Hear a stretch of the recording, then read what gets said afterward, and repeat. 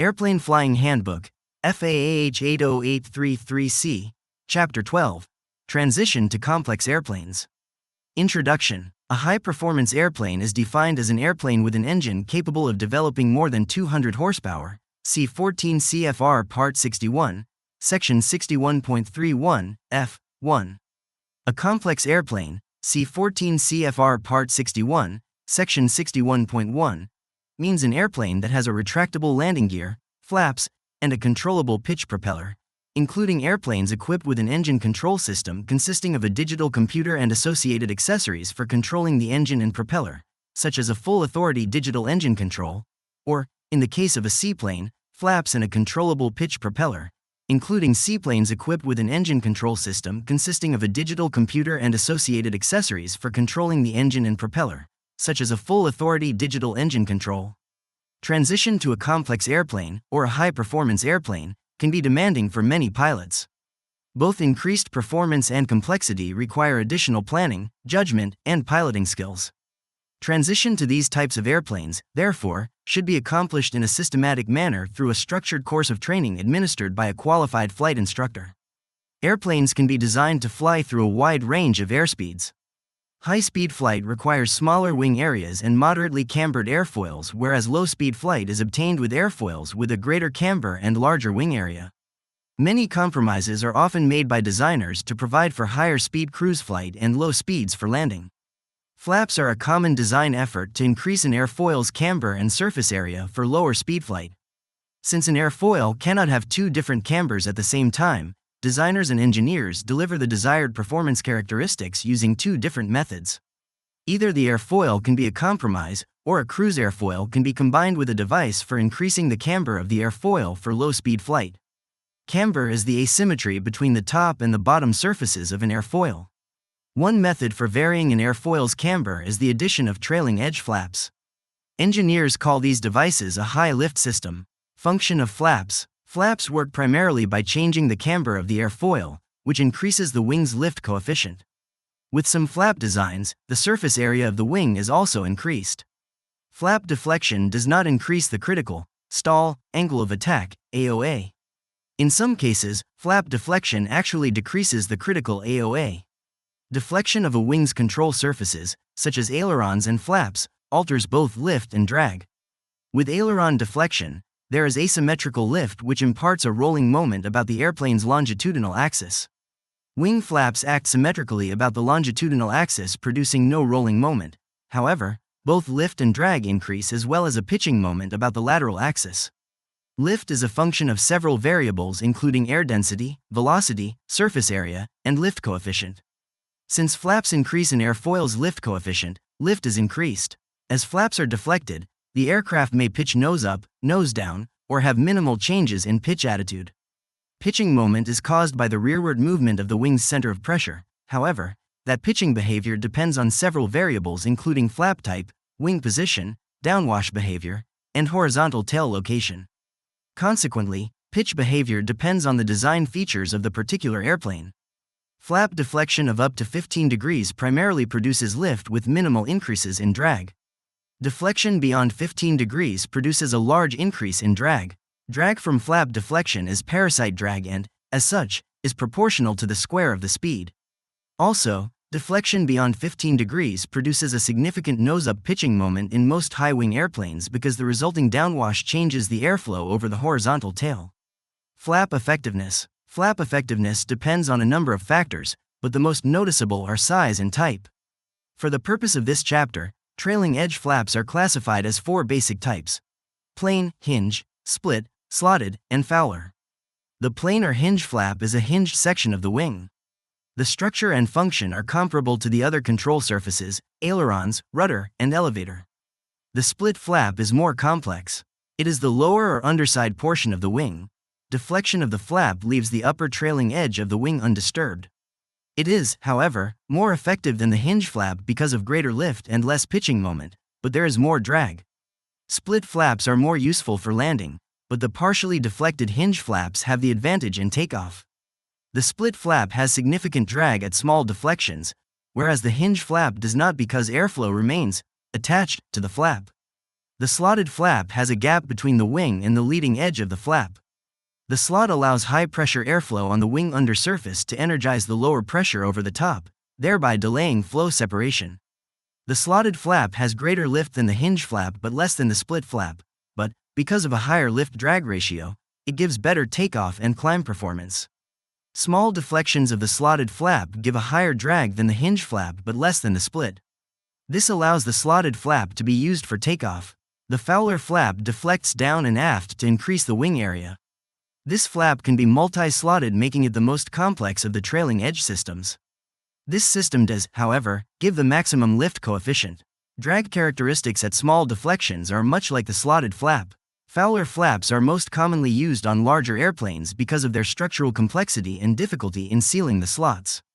Operational procedures. It would be impossible to discuss all the many airplane design and flap combinations. Pilots should refer to the Federal Aviation Administration (FAA) approved Airplane Flight Manual and/or Pilot's Operating Handbook (AFM) PO for a given airplane. However, while some AFM POs are specific as to operational use of flaps, others leave the use of flaps to pilot discretion. Since flaps are often used for landings and takeoffs, when the airplane is close to the ground, pilot judgment and error avoidance are of critical importance. Since the recommendations given in the AFM PO are based on the airplane and the flap design, the pilot should relate the manufacturer's recommendation to aerodynamic effects of flaps. This requires basic background knowledge of flap aerodynamics and geometry. With this information, a decision as to the degree of flap deflection and time of deflection based on runway and approach conditions relative to the wind conditions can be made. The time of flap extension and the degree of deflection are related. Large changes in flap deflection at one single point in the landing pattern can produce large lift changes that require significant pitch and power changes in order to maintain airspeed and descent angle. Consequently, there is an advantage to extending flaps in increments while in the landing pattern. Incremental deflection of flaps on downwind, base leg, and final approach allow smaller adjustments of pitch and power and support a stabilized approach. While normal, soft field, or short field landings require minimal speed at touchdown, a short field obstacle approach requires minimum speed and a steep approach angle. Flap extension, particularly beyond 30 degrees, results in significant levels of drag. The drag can produce a high sink rate that the pilot needs to control with power. When a pilot uses power during a steep approach or short field approach to offset the drag produced by the flaps, the landing flare becomes critical. A reduction in power too early can result in a hard landing, airplane damage, or loss of control. A reduction in power too late causes the airplane to float down the runway. Crosswind component is another factor to be considered in the degree of flap extension. The deflected flap presents a surface area for the wind to act on. With flaps extended in a crosswind, the wing on the upwind side is more affected than the downwind wing. The effect is reduced to a slight extent in the crabbed approach since the airplane is more nearly aligned with the wind. When using a wing-low approach, the lowered wing partially blocks the upwind flap. The dihedral of the wing combined with the flap and wind make lateral control more difficult. Lateral control becomes more difficult as flap extension reaches maximum and the crosswind becomes perpendicular to the runway. With flaps extended, the crosswind effects on the wing become more pronounced as the airplane reaches the ground. The wing, flap, and ground on the upwind side of the airplane form a container that is filled with air by the crosswind. Since the flap is located behind the main landing gear, wind striking the deflected flap tends to yaw the airplane into the wind and raise the upwind wing. The raised wing reduces the tire forces and further increases the tendency to turn into the wind. Proper control position, ailerons into the wind, is essential for maintaining runway alignment. Depending on the amount of crosswind, it may be necessary to retract the flaps soon after touchdown in order to maintain control of the airplane. The go-around is another factor to consider when making a decision about degree of flap deflection and about where in the landing pattern to extend flaps. Because of the nose-down pitching moment produced with flap extension, trim is used to offset this pitching moment. Application of full power in the go-around increases the airflow over the wing. This produces additional lift, causing significant changes in pitch. The pitch-up tendency does not diminish completely with flap retraction because of the trim setting. Expedient retraction of flaps is desirable to eliminate drag. However, the pilot should be prepared for rapid changes in pitch forces as the result of trim and the increase in airflow over the control surfaces. During a go-around, the pilot should carefully monitor pitch and airspeed and expect that the degree of flap deflection and the design configuration of the horizontal tail relative to the wing will affect go-around characteristics. The pilot should carefully monitor pitch and airspeed, control flap retraction to minimize altitude loss, and use rudder for coordination. Considering these factors, it is good practice to extend the same degree of flaps at the same point in the landing pattern for each landing. Consistent use of flaps in the traffic pattern allows for a pre-planned and familiar go-around sequence based on the airplane's position in the landing pattern. There is no single formula to determine the degree of flap deflection to be used on landing because a landing involves variables that are dependent on each other. The AFM/PO for the particular airplane contains the manufacturer's recommendations for some landing situations. On the other hand, AFM/PO information on flap usage for takeoff is more precise. The manufacturer's requirements are based on the climb performance produced by a given flap design. Under no circumstances should a flap setting given in the AFM/PO be exceeded for takeoff. Controllable-Pitch Propeller. Fixed pitch propellers are designed for best efficiency at 1 particular revolutions per minute, RPM, setting and 1 airspeed. A fixed pitch propeller provides suitable performance in a narrow range of airspeeds. However, fixed pitch efficiency suffers considerably when operating outside of this range.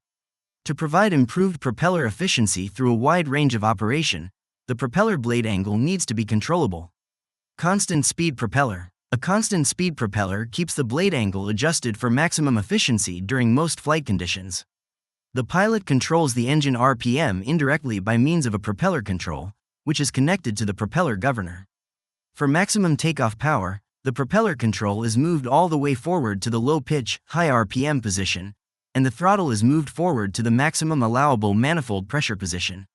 Figure 12-6. To reduce power for climb or cruise, the pilot reduces manifold pressure to the desired value with the throttle, and then reduces engine RPM by moving the propeller control back toward the high pitch, low RPM position. The pilot sets the RPM accurately using the tachometer. When an airplane engine runs at a constant governed speed, the torque, force, exerted by the engine at the propeller shaft equals the force resisting the moving blades. The pilot uses the propeller control to change engine RPM by adjusting the propeller blade pitch, which increases or decreases the air resistance on the rotating propeller. For example, pulling back on the propeller control moves the propeller blades to a higher pitch. This increases the air resistance exerted on the spinning propeller and puts an additional load on the engine, which causes it to slow down until the forces reach equilibrium. Advancing the propeller control reduces the propeller blade pitch. This reduces the resistance of the air against the propeller. In response, the engine RPM increases until the opposing forces balance. In order for this system to function, a constant speed propeller governor needs the means to sense engine RPM and a means to control the propeller AOA. In most cases, the governor is geared to the engine crankshaft, giving it a means to sense engine RPM. The blade angle control section of this chapter discusses the ways a propeller governor adjusts propeller blade angle. Other factors affect constant speed propeller blade pitch. When an airplane is nosed up into a climb from level flight, the engine tends to slow down. Since the governor is sensitive to small changes in engine RPM, it decreases the blade angle just enough to keep the engine speed constant. If the airplane is nosed down into a dive, the governor increases the blade angle just enough to keep the engine speed constant. This allows the engine to maintain a constant RPM and power output. The pilot can also set engine power output by changing RPM at a constant manifold pressure, by changing the manifold pressure at a constant RPM, or by changing both RPM and manifold pressure. The constant speed propeller makes it possible to obtain an infinite number of power settings. Takeoff, climb, and cruise. During takeoff, when the forward motion of the airplane is at a low speed and when maximum power and thrust are required, the constant speed propeller sets up a low propeller blade pitch. The low blade angle keeps the blade angle of attack, with respect to the relative wind, small and efficient at the low speed. At the same time, low blade pitch allows the propeller to handle a smaller mass of air per revolution. This light propeller load allows the engine to turn at maximum RPM and develop maximum engine power. Although the mass of air per revolution is small, the number of RPM is high, and propeller thrust is maximized until brake release. Thrust is maximum at the beginning of the takeoff roll and then decreases as the airplane gains speed. As the airspeed increases after liftoff, the load on the engine is lightened because of the small blade angle. The governor senses this and increases the blade angle slightly. Again, the higher blade angle, with the higher speed, keeps the blade AOA with respect to the relative wind small and efficient. For climb after takeoff, the power output of the engine is reduced to climb power by decreasing the manifold pressure and increasing the blade angle to lower engine RPM. At the higher climb airspeed and the higher blade angle, the propeller is handling a greater mass of air per second at a lower slipstream velocity. This reduction in power is offset by the increase in propeller efficiency. The blade AOA is again kept small by the increase in the blade angle with an increase in airspeed. At cruising altitude, when the airplane is in level flight, airspeed increases, and less power is required. Consequently, the pilot uses the throttle to reduce manifold pressure and uses the propeller control to reduce engine RPM. The higher airspeed and higher blade angle enable the propeller to handle a still greater mass of air per second at still smaller slipstream velocity. At normal cruising speeds, propeller efficiency is at or near maximum efficiency.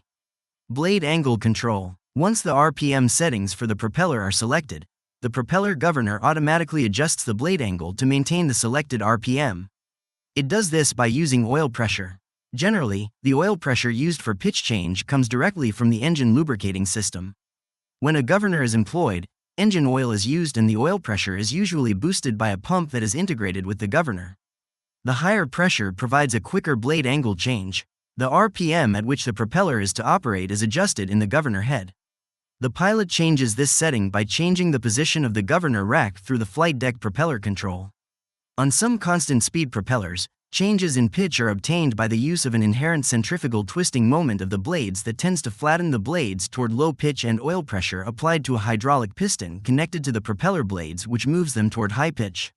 Another type of constant speed propeller uses counterweights attached to the blade shanks in the hub.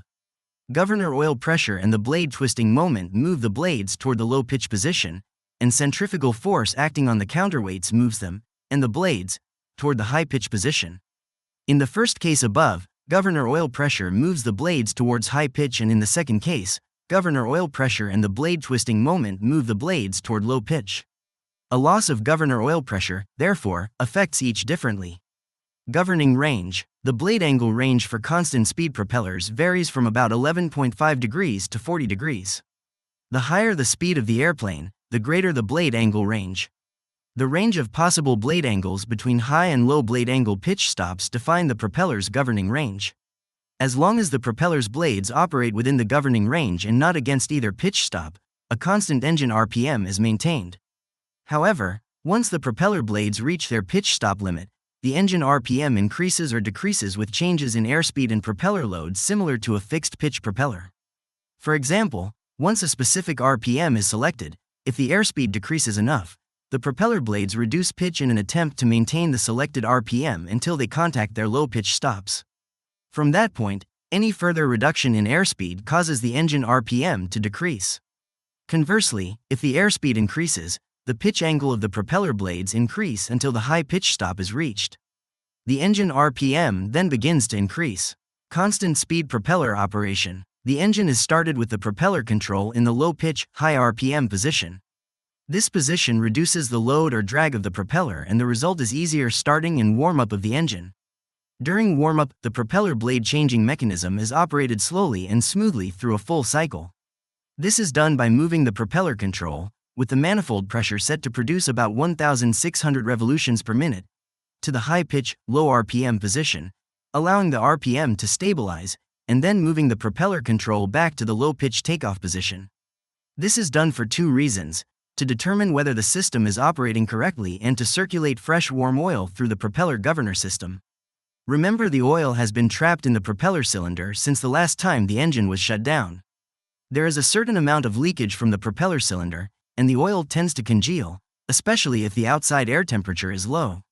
Consequently, if the propeller is not exercised before takeoff, there is a possibility that the engine may overspeed on takeoff. An airplane equipped with a constant speed propeller has better takeoff performance than a similarly powered airplane equipped with a fixed pitch propeller. This is because with a constant speed propeller, an airplane can develop its maximum rated horsepower, red line on the tachometer, while motionless. An airplane with a fixed pitch propeller, on the other hand, needs to accelerate down the runway to increase airspeed and aerodynamically unload the propeller so that RPM and horsepower can steadily build up to their maximum. With a constant speed propeller, the tachometer reading should come up to within 40 revolutions per minute of the red line as soon as full power is applied and remain there for the entire takeoff. Excessive manifold pressure raises the cylinder combustion pressures, resulting in high stresses within the engine. Excessive pressure also produces high engine temperatures.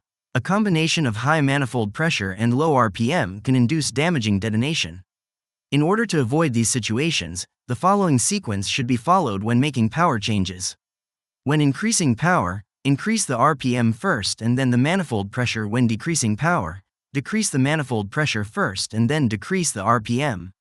The cruise power charts in the AFM PO should be consulted when selecting cruise power settings. Whatever the combinations of RPM and manifold pressure listed in these charts, they have been flight tested and approved by engineers for the respective airframe and engine manufacturer. Therefore, if there are power settings, such as 2,100 revolutions per minute and 24 inches manifold pressure in the power chart, they are approved for use. With a constant speed propeller, a power descent can be made without overspeeding the engine. The system compensates for the increased airspeed of the descent by increasing the propeller blade angles. If the descent is too rapid or is being made from a high altitude, the maximum blade angle limit of the blades is not sufficient to hold the RPM constant. When this occurs, the RPM is responsive to any change in throttle setting. Although the governor responds quickly to any change in throttle setting, a sudden and large increase in the throttle setting causes a momentary overspeeding of the engine until the blades become adjusted to absorb the increased power. If an emergency demanding full power should arise during approach, the sudden advancing of the throttle causes momentary overspeeding of the engine beyond the RPM for which the governor is adjusted.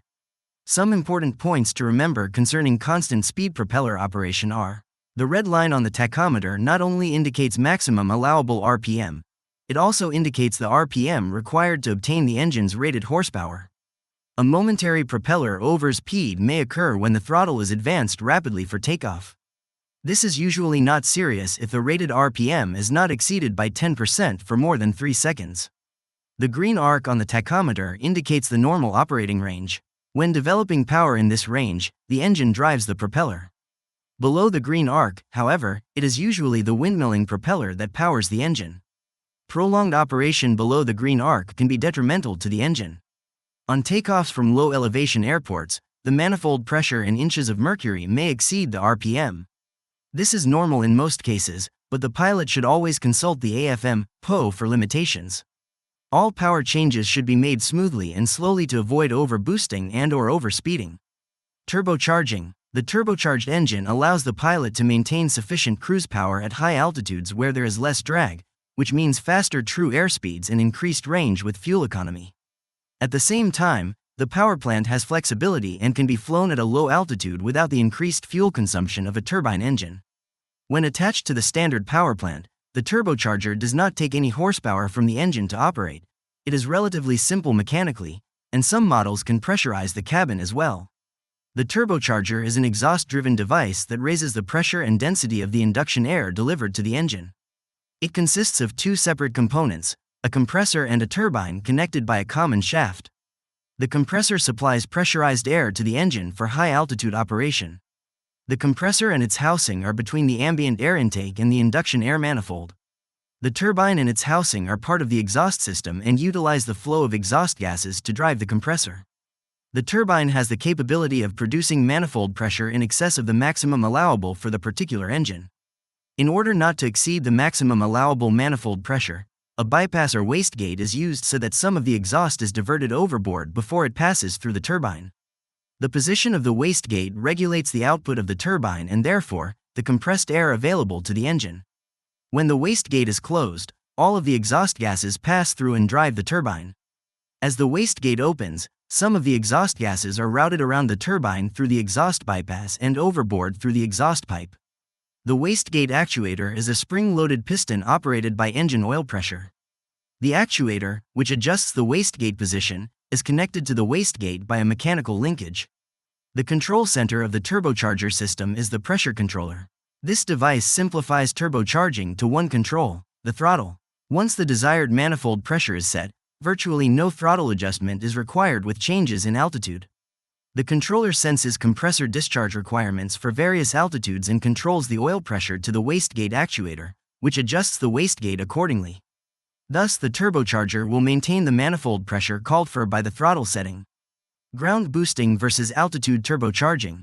Altitude turbocharging, sometimes called normalizing, is accomplished by using a turbocharger that maintains maximum allowable sea level manifold pressure, normally 29 to 30 Hg, up to a certain altitude. This altitude is specified by the airplane manufacturer and is referred to as the airplane's critical altitude.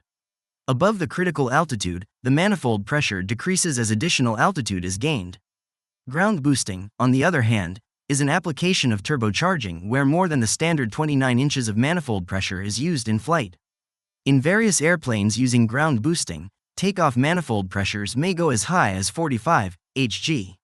Although a sea level manifold pressure setting and maximum RPM can be maintained up to the critical altitude, the engine may not be developing sea level power. Because the turbocharged induction air is heated by compression, lower induction air density causes a loss of engine power.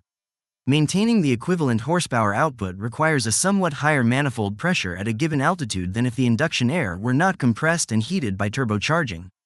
If, on the other hand, the system incorporates an automatic density controller, which automatically positions the wastegate so as to maintain constant air density to the engine, a near equivalent to sea level horsepower output results. Operating characteristics. First and foremost, all movements of the power controls on turbocharged engines should be slow and smooth. Aggressive or abrupt throttle movements increase the possibility of overboosting. Carefully monitor engine indications when making power changes.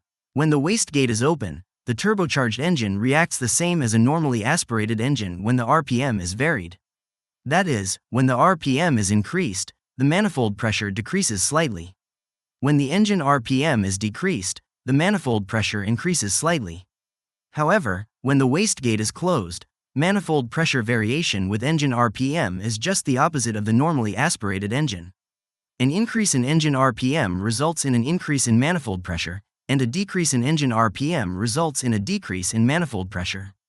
Above the critical altitude, where the wastegate is closed, any change in airspeed results in a corresponding change in manifold pressure.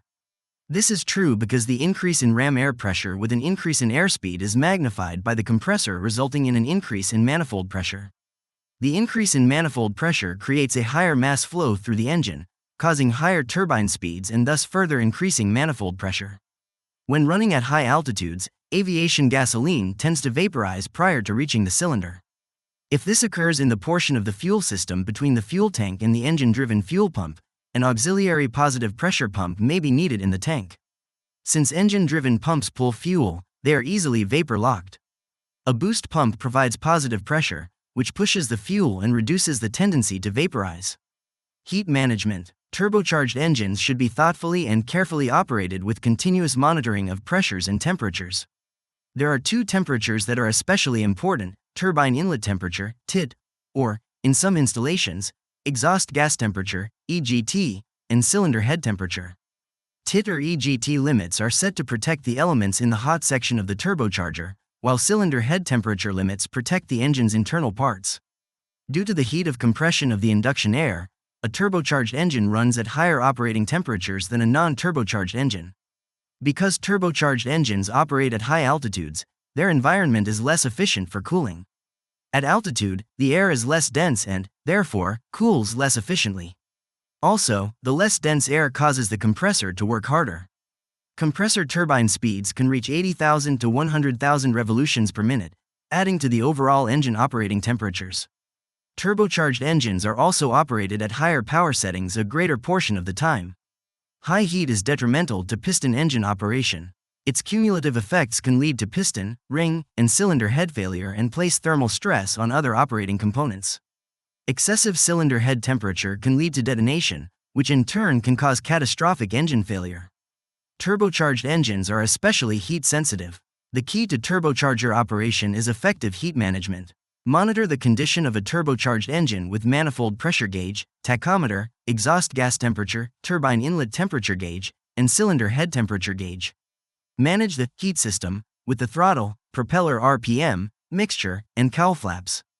At any given cruise power, The mixture is the most influential control over the exhaust gas, TIT. The throttle regulates total fuel flow, but the mixture governs the fuel-to-air ratio. The mixture, therefore, controls temperature. Exceeding temperature limits in an after-takeoff climb is usually not a problem since a full rich mixture cools with excess fuel. At cruise, power is normally reduced and mixture adjusted accordingly. Under cruise conditions, monitor temperature limits closely because that is when the temperatures are most likely to reach the maximum, even though the engine is producing less power. Overheating in an en route climb, however, may require fully open cowl flaps and a higher airspeed. Since turbocharged engines operate hotter at altitude than normally aspirated engines, they are more prone to damage from cooling stress. Gradual reductions in power and careful monitoring of temperatures are essential in the descent phase. Extending the landing gear during the descent may help control the airspeed while maintaining a higher engine power setting. This allows the pilot to reduce power in small increments, which allows the engine to cool slowly. It may also be necessary to lean the mixture slightly to eliminate roughness at the lower power settings. Turbocharger failure. Because of the high temperatures and pressures produced in the turbine exhaust system, any malfunction of the turbocharger should be treated with extreme caution. In all cases of turbocharger operation, the manufacturer's recommended procedures should be followed. This is especially so in the case of turbocharger malfunction. However, in those instances where the manufacturer's procedures do not adequately describe the actions to be taken in the event of a turbocharger failure, the following procedures should be used. Overboost condition. If an excessive rise in manifold pressure occurs during normal advancement of the throttle, possibly owing to faulty operation of the wastegate, immediately retard the throttle smoothly to limit the manifold pressure below the maximum for the RPM and mixture setting. Operate the engine in such a manner as to avoid a further overboost condition. Low manifold pressure. Although this condition may be caused by a minor fault, it is quite possible that a serious exhaust leak has occurred, creating a potentially hazardous situation.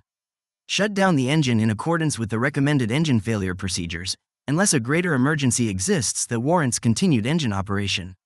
If continuing to operate the engine, use the lowest power setting demanded by the situation and land as soon as practicable.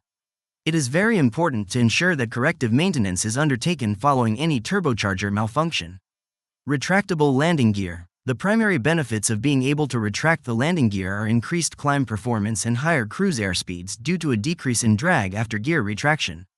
Retractable landing gear systems may be operated either hydraulically or electrically, or may employ a combination of the two systems. Warning indicators are provided in the flight deck to show the pilot when the wheels are down and locked and when they are up and locked, or if they are in intermediate positions. Systems for emergency operation are also provided. Due to the complexity of a retractable landing gear system, the pilot should adhere to specific operating procedures and should not exceed any operating limitations. Landing gear systems. An electrical landing gear retraction system utilizes an electrically driven motor for gear operation. The system is basically an electrically driven jack for raising and lowering the gear. When a switch in the flight deck is moved to the up position, the electric motor operates.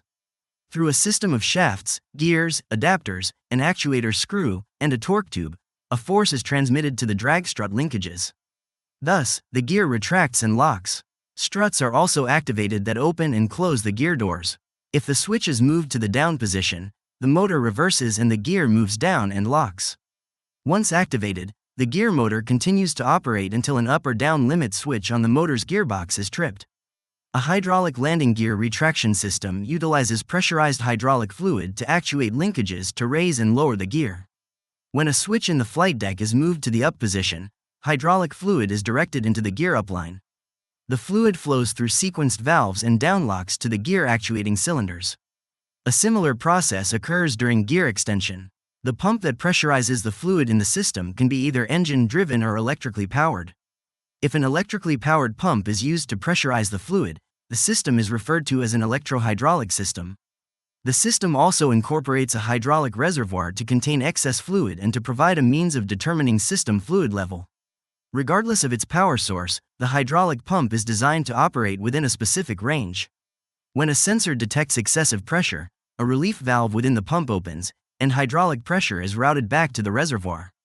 Another type of relief valve prevents excessive pressure that may result from thermal expansion. Hydraulic pressure is also regulated by limit switches. Each gear has two limit switches, one dedicated to extension and one dedicated to retraction. These switches de-energize the hydraulic pump after the landing gear has completed its gear cycle. In the event of limit switch failure, a backup pressure relief valve activates to relieve excess system pressure. Controls and position indicators. Landing gear position is controlled by a switch on the flight deck panel. In most airplanes, the gear switch is shaped like a wheel in order to facilitate positive identification and to differentiate it from other flight deck controls. Landing gear position indicators vary with different make and model airplanes. Some types of landing gear position indicators utilize a group of lights.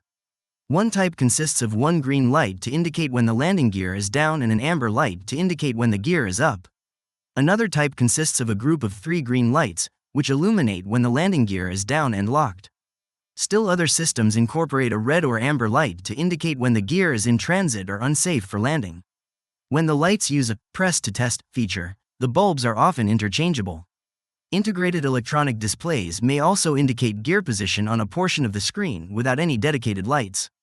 Other types of landing gear position indicators consist of tab-type indicators with markings, up, to indicate the gear is up and locked, a display of red and white diagonal stripes to show when the gear is unlocked, or a silhouette of each gear to indicate when it locks in the down position.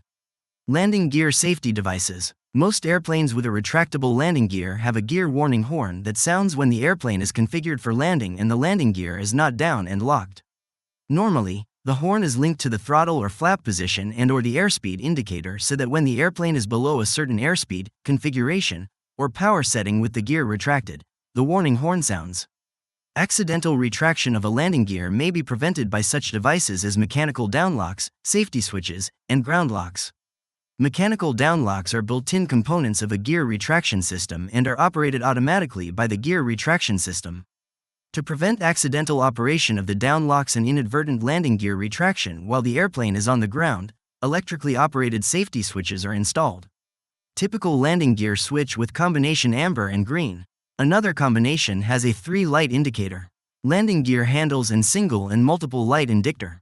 A landing gear safety switch, sometimes referred to as a squat switch, is usually mounted in a bracket on one of the main gear shock struts. When the strut is compressed by the weight of the airplane, the switch opens the electrical circuit to the motor or mechanism that powers retraction. In this way, if the landing gear switch in the flight deck is placed in the retract position when weight is on the gear remains extended, and the warning horn may sound as an alert to the unsafe condition. Once the weight is off the gear, however, such as on takeoff, the safety switch releases and the gear retracts. Many airplanes are equipped with removable safety devices to prevent collapse of the gear when the airplane is on the ground. These devices are called ground locks. One common type is a pin installed in aligned holes drilled in 2 or more units of the landing gear support structure. Another type is a spring-loaded clip designed to fit around and hold 2 or more units of the support structure together. All types of ground locks usually have red streamers permanently attached to them to readily indicate whether or not they are installed. Emergency gear extension systems. The emergency gear extension system lowers the landing gear if the main power system fails. Some airplanes have an emergency release handle in the flight deck, which is connected through a mechanical linkage to the gear UP locks. When the handle is operated, it releases the UP locks and allows the gear to free fall or extend under their own weight. On other airplanes, release of the uplock is accomplished using compressed gas, which is directed to uplock release cylinders. In some airplanes, design configurations make emergency extension of the landing gear by gravity and air loads alone impossible or impractical. In these airplanes, provisions are included for forceful gear extension in an emergency. Some installations are designed so that either hydraulic fluid or compressed gas provides the necessary pressure, while others use a manual system, such as a hand crank for emergency gear extension. Hydraulic pressure for emergency operation of the landing gear may be provided by an auxiliary hand pump, an accumulator, or an electrically powered hydraulic pump depending on the design of the airplane. Operational procedures. Pre-flight. Because of their complexity, retractable landing gear demands a close inspection prior to every flight. The inspection should begin inside the flight deck. First, make certain that the landing gear selector switch is in the gear down position. Then, turn on the battery master switch and ensure that the landing gear position indicators show that the gear is down and locked. External inspection of the landing gear consists of checking individual system components. The landing gear, wheel well, and adjacent areas should be clean and free of mud and debris. Dirty switches and valves may cause false safe flight indications or interrupt the extension cycle before the landing gear is completely down and locked. The wheel wells should be clear of any obstructions, as foreign objects may damage the gear or interfere with its operation. Bent gear doors may be an indication of possible problems with normal gear operation. Ensure shock struts are properly inflated and that the pistons are clean. Check main gear and nose gear uplock and downlock mechanisms for general condition. Power sources and retracting mechanisms are checked for general condition, obvious defects, and security of attachment. Check hydraulic lines for signs of chafing and leakage at attach points. Warning system micro switches, squat switches, are checked for cleanliness and security of attachment. Actuating cylinders, sprockets, universal joints, drive gears, linkages, and any other accessible components are checked for condition and obvious defects. The airplane structure to which the landing gear is attached is checked for distortion, cracks, and general condition. All bolts and rivets should be intact and secure. Takeoff and climb. Normally, the landing gear is retracted after liftoff when the airplane has reached an altitude where, in the event of an engine failure or other emergency requiring an aborted takeoff, the airplane could no longer be landed on the runway. This procedure, however, may not apply to all situations. Pre-planned landing gear retraction taking into account the following: length of the runway, climb gradient, obstacle clearance requirements, the characteristics of the terrain beyond the departure end of the runway, the climb characteristics of the particular airplane. For example, in some situations it may be preferable, in the event of an engine failure, to make an off-airport forced landing with the gear extended in order to take advantage of the energy-absorbing qualities of the terrain. See Chapter 18, Emergency Procedures. In which case, a delay in retracting the landing gear after takeoff from a short runway may be warranted. In other situations, obstacles in the climb path may warrant a timely gear retraction after takeoff. Also, in some airplanes the initial climb pitch attitude is such that any view of the runway remaining is blocked, making an assessment of the feasibility of touching down on the remaining runway difficult. Avoid premature landing gear retraction and do not retract the landing gear until a positive rate of climb is indicated on the flight instruments. If the airplane has not attained a positive rate of climb, there is always the chance it may settle back onto the runway with the gear retracted. This is especially so in cases of premature liftoff. Remember that leaning forward to reach the landing gear selector may result in inadvertent forward pressure on the yoke, which causes the airplane to descend. As the landing gear retracts, airspeed increases and the airplane's pitch attitude may change. The gear may take several seconds to retract. Gear retraction and locking, and gear extension and locking, is accompanied by sound and feel that are unique to the specific make and model airplane. Become familiar with the sound and feel of normal gear retraction so that any abnormal gear operation can be readily recognized. Abnormal landing gear retraction is most often a clear sign that the gear extension cycle will also be abnormal. Approach and landing. The operating loads placed on the landing gear at higher airspeeds may cause structural damage due to the forces of the airstream.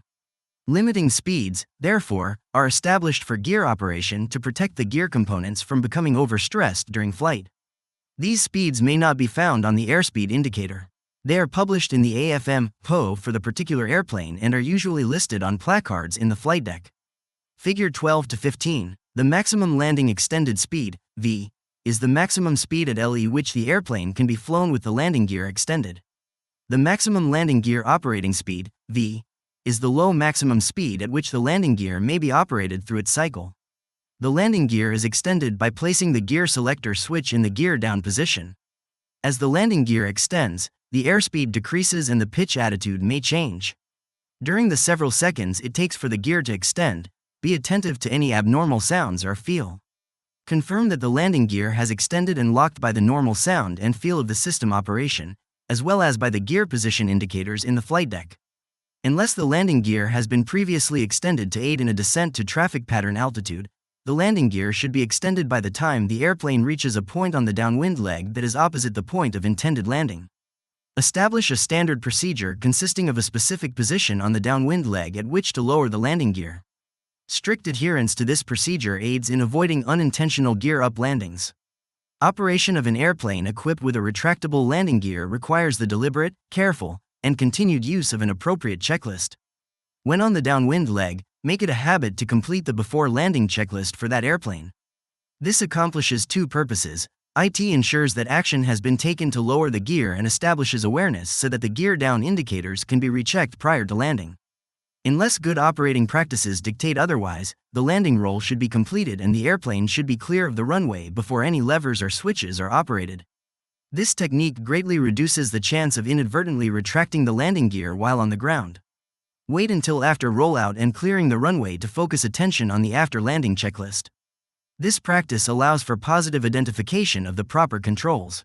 When transitioning to retractable gear airplanes, it is important to consider some frequent pilot errors. These include pilots that have neglected to extend landing gear, inadvertently retracted landing gear, activated gear but failed to check gear position, misused emergency gear system, retracted gear prematurely on takeoff, extended gear too late. These mistakes are not only committed by pilots who have just transitioned to complex aircraft, but also by pilots who have developed a sense of complacency over time. In order to minimize the chances of a landing gear-related mishap, use an appropriate checklist. A condensed checklist mounted in view as a reminder for its use and easy reference can be especially helpful.